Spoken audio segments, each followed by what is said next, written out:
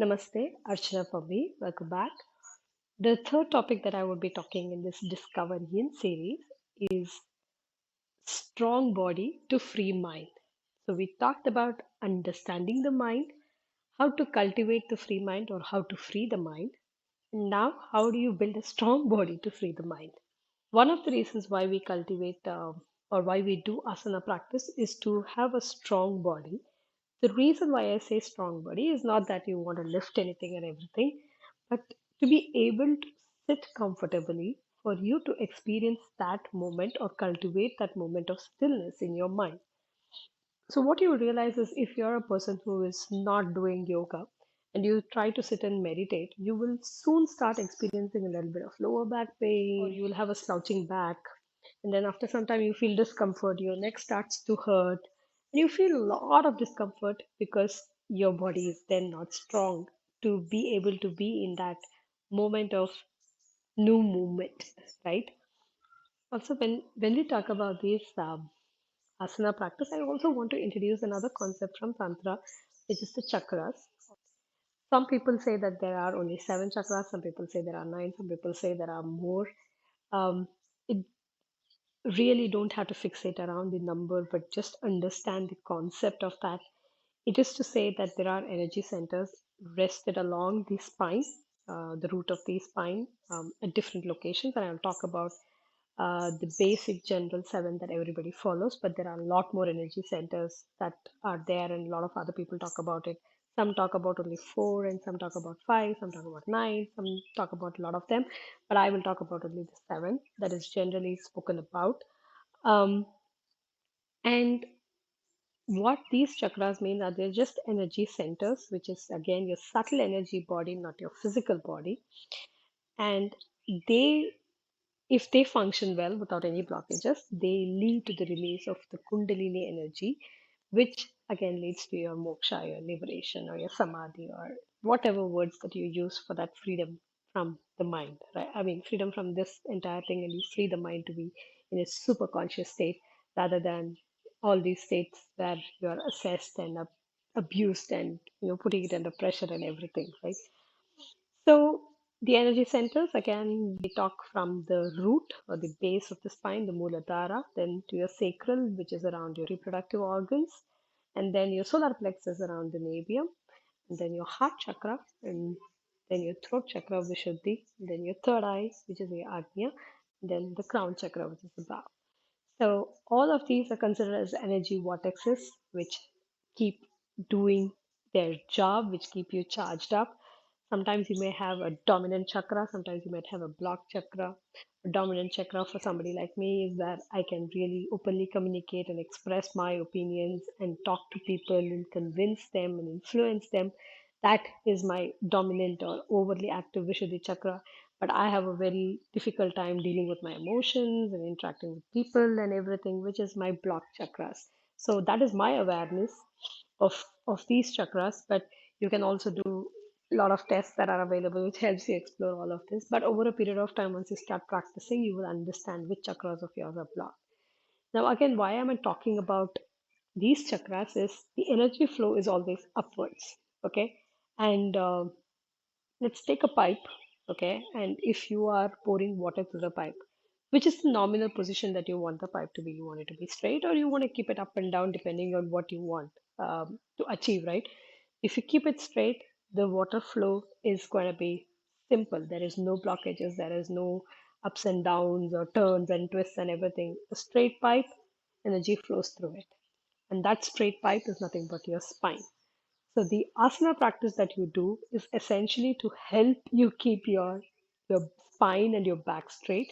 So the energy rises through these energy chakras and then liberates, right?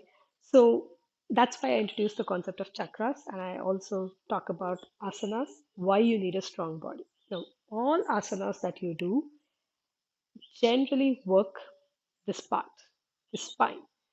So the spine, for it to be supple, for that pipe to be, free, you need to clean it, right? So you try to do everything to clean it. So this spine is very flexible, so you do not more than just cleaning it. You also have to twist and turns. There are fundamentally few movements that are done.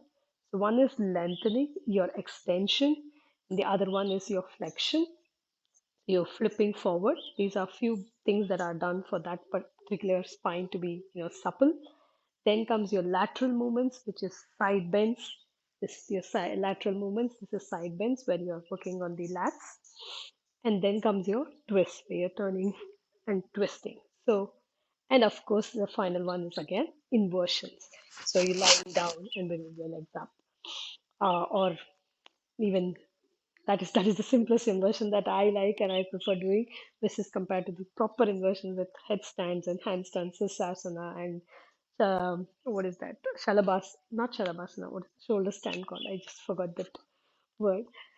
So all of those, like I said, movements extending, flexing forward, laterals, twists, and inversions is what all your asanas will do. And which is why it is recommended that when you do any practice, if you do even one asana which is covering all these five movements, then your practice is pretty much good and your body is going to be stable.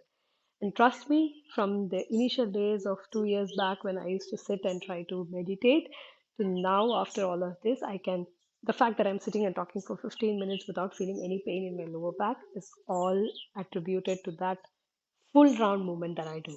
Now, there may be some days that I may not do all five. It's okay. But the goal is to be eventually get into practice of doing all of them for you to have that ability to sit and concentrate or sit and meditate to be able to free the mind. And all asanas not just work on um, the movement that we talk about. There is also yin yoga, which helps you focus, do certain set of asanas which only focus on certain energy centers. So, what does energy centers again mean? It's like when you're on the route, you're actually going to do more of grounding exercises, like not exercises, grounding asanas, like your standing poses, vrikshasana, and so forth. Now, if you have a blocked energy around your sacral chakra, then you're going to do a lot of hip openers. So, where you open your hips like this, or you open your hips like this with, Baddha Konasana or splits and so forth, because then you're massaging those gentle organs here to help the energy flow better. And then, of course, for your sacral chakra, you're going to be lying down. You're going to do compressions like Pavan Muktasana and Jatara Parivartanasana and all those things, which is going to make your digestive system and your abdominal organs much better.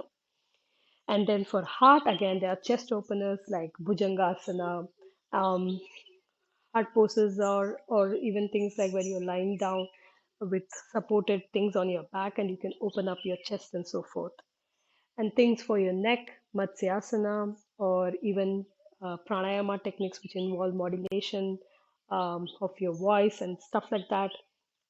So, a lot of those techniques which help you, a lot of those asanas which help you, clear up the energy in this area. And of course, the final one for the crown, the third eye, and everything is again bending forward, and for the crown is again meditation. So, like, you see that the way the asanas are taught is basically to get this entire, um, you know, the main prime channel for the energy to flow, the Kundalini energy to rise from the root to your crown, and for you to meditate and sit, and get into that state of dharana and dhyana.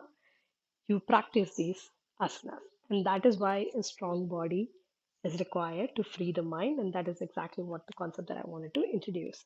Now, there are also other techniques like Shatkarmas, which help you purify or clean the body so that physically clean the body. So, I think there are things like enema, there are things like neti, which ends up cleaning. There is Jal neti, there are other neti techniques as well, which for cleaning up the entire DI tract.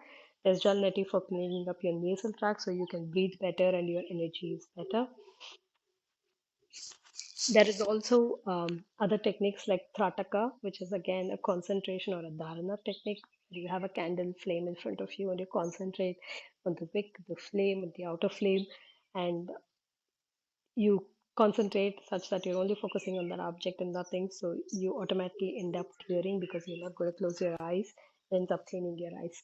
So there are a lot of these other techniques as well, which end up doing physical cleaning of your body, Again, please do not attempt them by yourself. Practice it under the guidance of an instructor so you know what is the right way, the easiest way to do it, and stuff like that. But this is just for you to understand that there are so many techniques available, there are so many processes available, and there is a reason why you do the asanas, right? Um, Again, all the asanas, either they are focused on just the movement of the spine or focus on addressing the blockages around any of these energy centers in your body. And once you put that into regular practice, then you will be able to comfortably sit and meditate without any challenges of body pain or discomfort or anything. And that way you'll be able to get to that state of samadhi eventually, or peace of mind. Namaste, have a good day.